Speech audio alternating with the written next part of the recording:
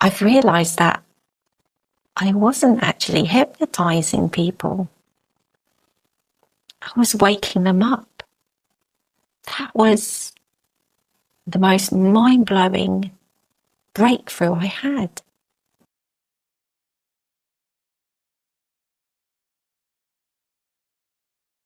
So just in case you haven't met me before, I'm Mel and I help people mainly with disordered eating disorders, people who struggle with a good connection to eating and their bodies. But really, it's anything to do with any struggle that we have. Because if you think about it, all the problems that we have is only based on our thinking around the problems. A lot of our challenges is because of our inability to cope with our emotions during those challenges. Because if you think about most things that we struggle with, they are simply problems. They're problems, and if they were problems, then we wouldn't evolve, or we wouldn't get anywhere. There's this one quote that I remember I don't remember who created the quote, but it stuck with me. It really, one of the quotes I really liked was that if I erased every single mistake that I made in my life, I would cease to exist. And that really hit me hard, because the irony is most of us try our hardest to avoid mistakes. And I know many of us go through stresses and anxiety and depression because of our perceptions of not being able to cope. And yet, I am here talking to you, and I've had so many of those incidents where I thought I wouldn't cope. And I remember being so anxious, so stressed, to the point where I felt nauseous, I couldn't sleep. And yet, I am here talking to you. And what we will, if we take a moment to reflect, we always get through. We always get through our problems. Most of us get through it. And yet, it's almost like Groundhog Day. Whenever we have a problem, we really, really focus on the stress and the anxiety, and we never, at the time, we always feel like it's just the worst thing ever, that we won't get through it, until it's over again, and then we forget we've overcome those challenges. So, like I said, in my line of work, many people think that, at the beginning of my work, I said that I did hypnotherapy. And I remember at the beginning of my career, I used to think that I hypnotized people to do stuff. It was like when I first started doing hypnotherapy about 6 or 7 years ago now. And I used to think it was magic. I used to think that I was hypnotizing people to get what they wanted. I hypnotized people to stop being anxious. I thought I was making them stop being anxious. I thought I was making people stop binge eating. I thought I was making people stop doubting themselves. I thought I was making people stop feeling angry.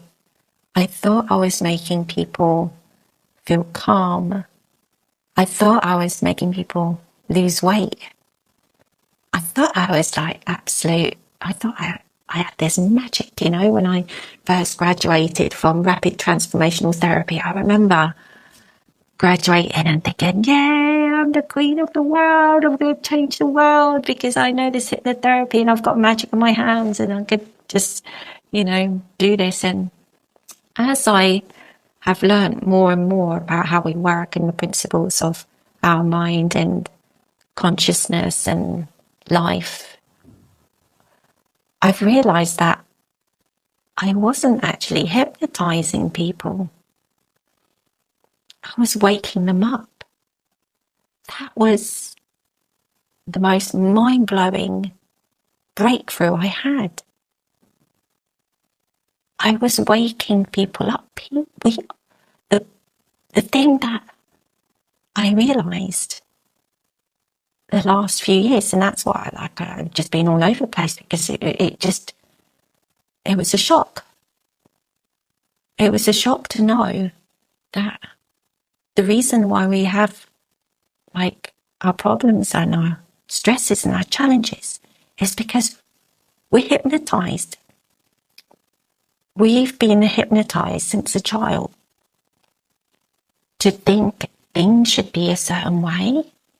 And when I started like connecting the dots with what was consistent with my clients, even though the problems were all different, they didn't all have eating problems, they didn't all have the same like symptoms, like anxious. Some people were anxious, some people was depressed, some people was angry, some people had eating problems, some people had smoking problems, some people like, did I say anger?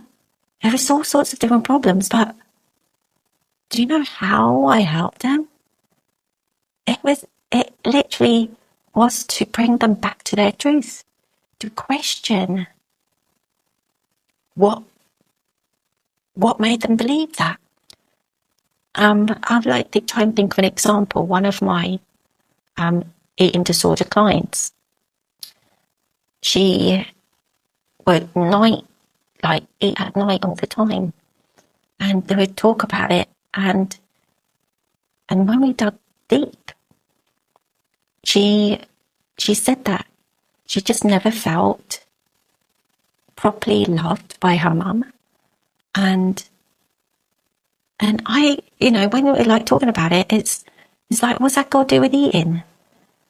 Because, you know, because I'm comforting myself. I don't know.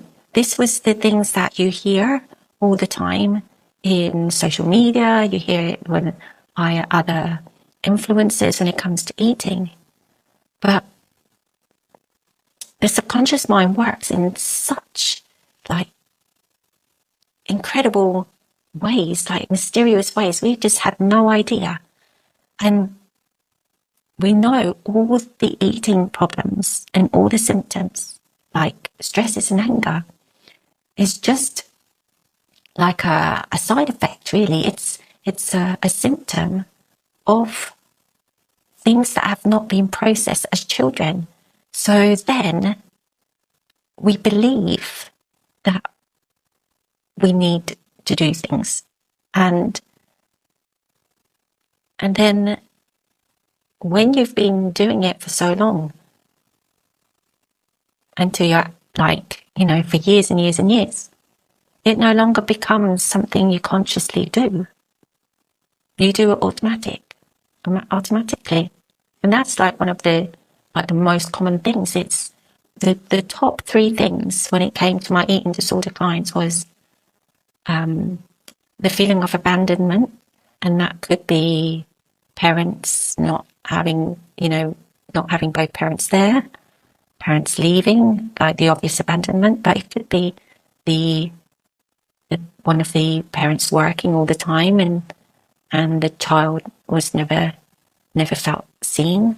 Or one of my clients said that she remembered that when she was little, she created this. She hadn't seen her dad for a while, and she made this card for her dad. Drew I think she drew a little picture or something, and she was so excited to show it to her dad. And when she finally saw her dad, he didn't give any feedback. He she said that she felt like, she felt rejected, as if it didn't love her, and it was, and for us, consciously, it's nothing. We feel like, well, how are we supposed to give attention to our children all the time, when they do something? It might have been just an off day, but our subconscious mind remembers everything, and what it does is it's like I said on the other video, it collects all this data and then it remembers it forever, literally forever. And unless we consciously decide to change the program, we are hypnotized by default. It's like we think that we don't have any control over our eating, but it's because we're bloody hypnotized in thinking that we don't have control. Because as a child, most of us don't feel like we're in control because our parents cooked our meals for us. Our parents told us to finish our plate. Our parents, was the one buying our clothes, wiping our noses, wiping our asses at one point. So there's I'm not saying that's where we learn all our helplessness. We have lived so many different experiences, and it's a calculator. Our minds are like calculating, and one of the principles that we have is thought, and it's wild. Our thoughts are wild, and it's funny that most of us have not been taught that only because we think it doesn't mean it's true. But most of us who don't know how our minds work, is like me, for decades, the reason why I've got into this work is because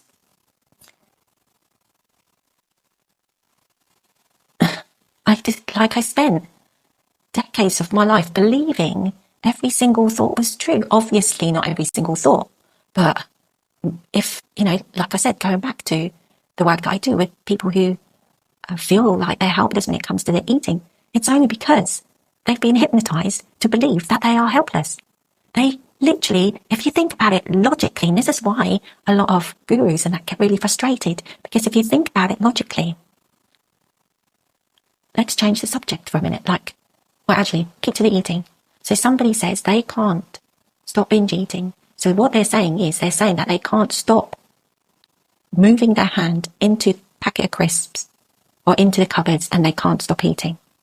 So a different scenario, what they're saying is that they can't stop smoking. They can't stop themselves from going into the shop, getting their purse out, getting their coins out the purse, and handing over, it's probably notes now, handing over the note to buy the cigarettes, to then put the cigarette in their mouth, and then to light up the cigarette. They can't stop doing any of that.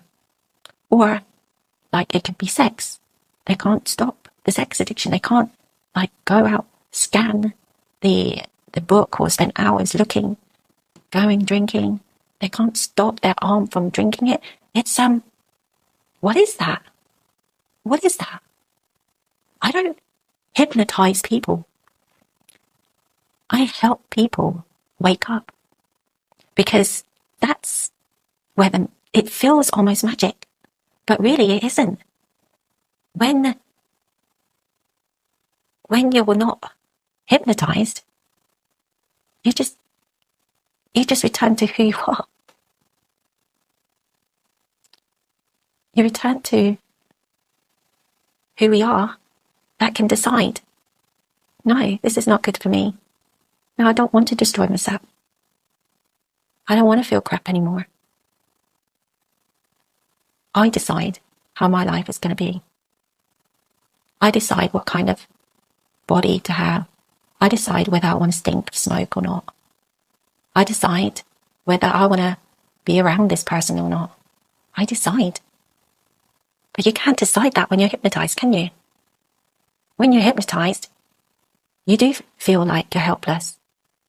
when you hypnotize, you don't feel like you have control. Anyway, I think talking this quietly makes me feel tired as well. So I'm going to leave it as there for now. And I'm going to continue sharing insights and things that will help you create your dream life.